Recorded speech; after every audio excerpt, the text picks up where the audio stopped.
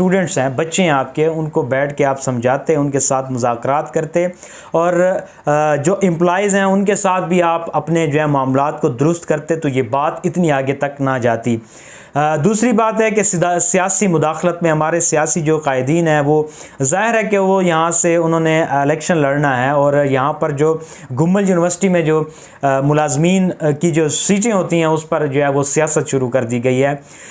इस पर दो जमातें जो हैं वो ख़ास तौर पर उनका रोल नज़र आ रहा है। एक तो हमारे साबिक वफाकी वज़ीर अली अमीन गंडापुर हैं, और दूसरा जमीयत उलमा इस्लाम इसमें बढ़ चढ़ कर जो है वो अपना इसमें हिस्सा ले रही है। अली अमीन गंडापुर का मौक़िफ़ है कि ये जो वाइस चांसलर है ये करप्ट आदमी है, ये नाअहल आदमी है, इसने डेरे के हुकूक का इस्तेसाल किया है, स्टूडेंट को जो है इसने